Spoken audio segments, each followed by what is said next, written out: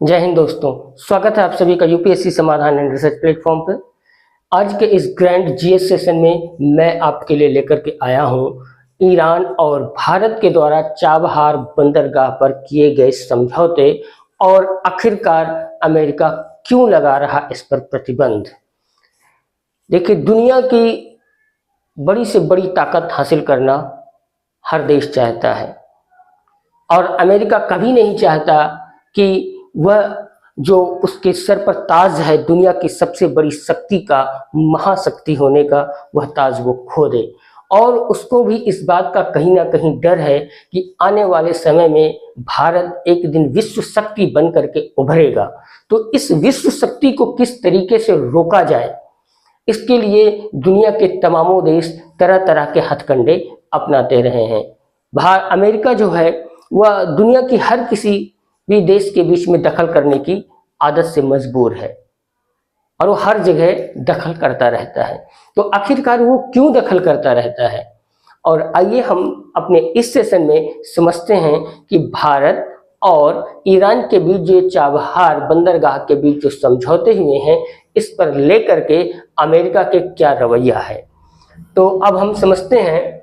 यहाँ पर देखिए, जो भारत और ईरान के बीच में चाबहार को बंदरगाह को लेकर के जो समझौता किया गया है, ये पूरे 10 साल का समझौता है। ये कोई दीर्घकालिक समझौता नहीं है।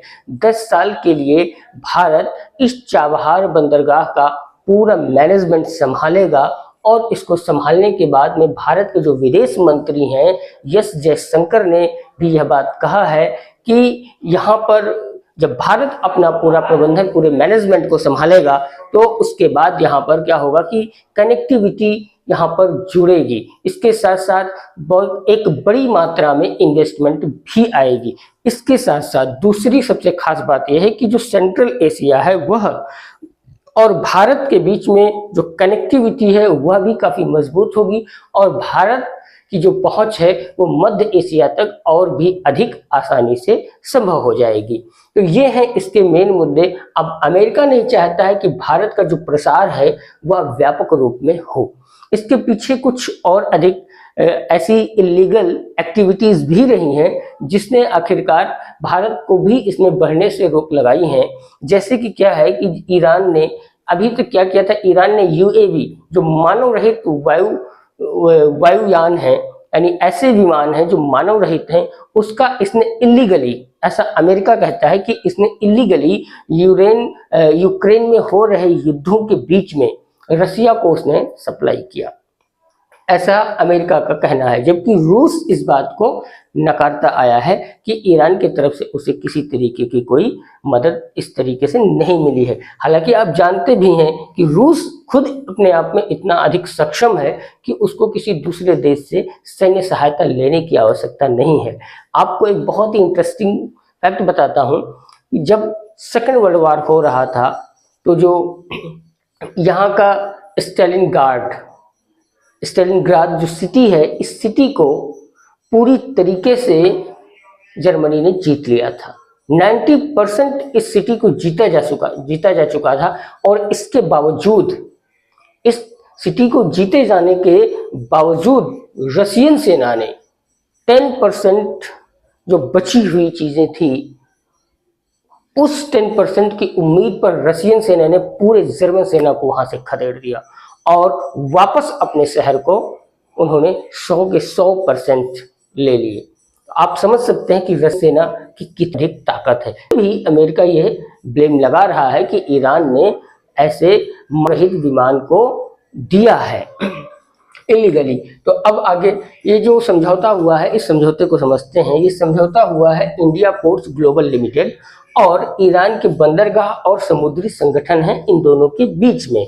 और इस समझौते पर हस्ताक्षर किए गए हैं पूरे 10 वर्ष के लिए, जिसमें भारत इस चाबहार बंदरगाह की पूरे मैनेजमेंट को 10 वर्षों तक संभालेगा।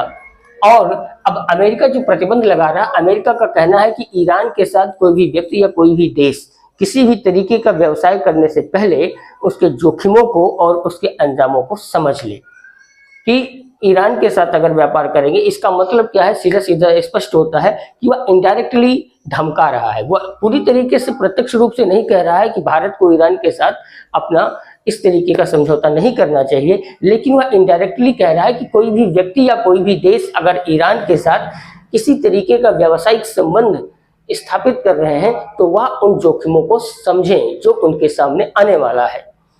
तो इसका तात्पर्य यही है कि वह भारत को ईरान के साथ इस समझौते के लिए रोकना चाहता है। फिर भी वह एक और दूसरी बात कहता है कि दोनों के बीच जो द्विपक्षीय संबंध है उस पर हमें कोई ऐतराज नहीं है। अब ऐतराज किस तरीके के संबंधों पर नहीं होगा? जब संबंध दोनों देश के बीच में है तो नाते रिश्तेदारी तो लगेगी नहीं, जाहिर सी बात है व्यावसायिक संबंध होंगे, डिफेंस रिलेटेड रिलेशनशिप होंगे, कल्चरल एक्टिविटीज वाले रिलेशन होंगे, और एक देश का दूसरे देश के साथ क्या संबंध हो सकता है? तो अमेरिका कुछ इस तरीके से डिप्लोमेटिकली अपनी बातों को रख रहा है। तो उसका कहना यही है कि ईरान ने मानव रहित हवाई वाहन का उत्पादन किया है और इसके साथ साथ उसने इसको डिलीवर भी किया है। तो डिलीवर किया और इलीगली मानव रहित वायु वाहन का उत्पादन किया, तो इसलिए अमेरिका उसके ऊपर अपना प्रतिबंध लगा रखा है। जबकि अमेरिका के प्रतिबंध लगाने के बावजूद ईरान ने ऐसे बहुत सारे रक्षा समझौते और इसके साथ साथ अन्य समझौते भी दूसरे देशों के साथ में किए हैं। और भारत के लिए सबसे बड़ी बात यह है कि ये भारत के लिए एक पहली बार है कि जब भारत किसी दूसरे देश की बंदरगाह को व्यावसायिक रूप से इस्तेमाल करने जा रहा है। आज जब भारत उसको इस्तेमाल करेगा तो जाहिर सी बात है कि जो भारत का व्यापार कैपेसिटी होगा, जो बिजनेस कैपेसिटी होगी, वह और अधिक हद तक आगे बढ़ेगी और अमेरिका यह नहीं चाहता है। इसके साथ साथ जो अन्य रक्षा समझौते हैं वहां पर भी भारत को काफी हद तक लाभ मिलेगा, जो कतई नहीं चाहेगा अमेरिका की भारत को मिले। इसके बाद अब अमेरिका ने क्या किया है कि पाकिस्तान की जो बैलिस्टिक मिसाइल को देने वाले देश थे उनके ऊपर बैन लगाया है। और ये बैन क्यों लगाया? क्योंकि उसका कहना है कि अब इसमें क्या है, इसमें कुछ चीन की भी 3 कंपनियां शामिल हैं। तो अमेरिका का क्या कहना है कि ये जो कंपनियां हैं ये इस तरीके के हथियारों का निर्माण कर रही हैं जिससे सामूहिक विनाश संभव है, और सामूहिक विनाश करने के लिए जो भी उत्पादन किए जा रहे हैं, किसी भी तरीके का वो हथियार हो सकता है, तो उस पर अमेरिका प्रतिबंध लगा रहा है कि ऐसा नहीं होना चाहिए। जबकि हिरोशिमा और नागासाकी पर परमाणु बम गिराने वाला पहला देश अमेरिका ही था, और आज अमेरिका ही इस तरीके की बातें कर रहा है। और इसके साथ साथ क्या कह रहा है कि ये जो कंपनियां हैं ये सिर्फ विनाश के हथियारों का ही निर्माण नहीं करती हैं, बल्कि इनके साधनों का भी देश दुनिया में प्रचार करती हैं। यानी प्रचार करेंगे, लोग जानेंगे और फिर लोग उसको लेने के लिए आकर्षित होंगे। तो इन चीजों पर वह प्रतिबंध लगाना चाह रहा है।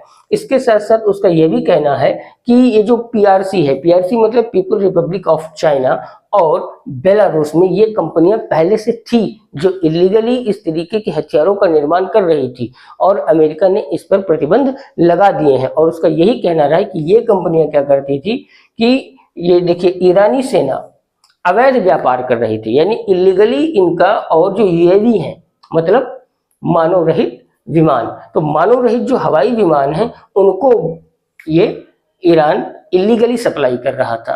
तो यहाँ पर अमेरिका ने क्या किया है कि भारत की 3 कंपनियां सहित पूरे 1 दर्जन लोगों, कंपनियों और इसके साथ साथ जो अन्य जो भी लोग इस व्यापार से जुड़े हुए हैं उनके सभी के ऊपर इसने प्रतिबंध को लगा दिया है। और यूएस का यही आरोप है कि जो यूक्रेन में लड़ाई हो रही है, काफी लंबे समय से चल रही है, तो रशिया जो यूक्रेन में ये लड़ाई कर रहा है तो रशिया को दिया जा रहा है, जबकि रशिया इस बात को पूरी तरीके से नकार रहा है कि हमने कहीं किसी दूसरे देशों से कोई समझौता नहीं किया है, न ही हमने किसी तरीके की कोई जो युद्धक सामग्री को प्राप्त किया है। लेकिन फिर भी ऐसा उसको कहना है, क्योंकि प्रतिबंध लगाने के लिए कोई ना कोई आरोप तो होना ही चाहिए। बिना आरोप के आप प्रतिबंध कैसे लगाएंगे? और यहाँ पर एस जयशंकर ने एक तरीके से इस बात को क्लियर कर दिया है कि भारत का जो ईरान के साथ ये चाबहार समझौता है ये समझौता होकर के ही रहेगा, क्योंकि उन्होंने भी बिल्कुल अमेरिका की भाषा में ही जवाब दिया है, ना कि अमेरिका ने स्पष्ट कहा और ना भारत ने ही स्पष्ट कहा कि हम आपकी बात को नहीं मानेंगे।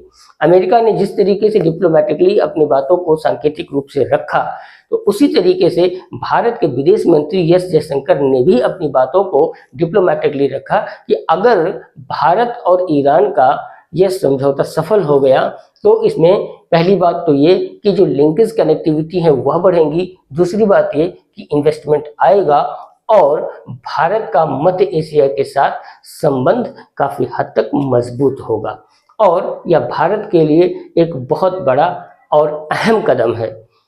तो इसलिए यह इम्पोर्टेंट होता है कि अब भारत को भी अन्य देशों के साथ विस्तार करना चाहिए। तो फिलहाल इसका पूरा निष्कर्ष, पूरा विचार, पूरा विमर्श अब हम आपके ऊपर भी छोड़ते हैं। मेरे प्यारे व्यूअर्स, आप भी इस समझौते पर, इस सौदे पर आप भी विचार कीजिए और आप भी अपने कमेंट, हमारे कमेंट बॉक्स में अपने राय हमें दीजिए और आप बताइए कि आपको आज का जो ग्रैंड जीएस सेशन है वो कैसा लगा और इसके साथ साथ आज के इस विषय पर आपकी क्या राय है। फिलहाल दोस्तों, आप व्यस्त रहें, मस्त रहें, अपनी तैयारी में लगे रहें। हम फिर मिलेंगे अगले नए ग्रैंड जीएस सेशन में नए हॉट टॉपिक के साथ। जय हिंद दोस्तों।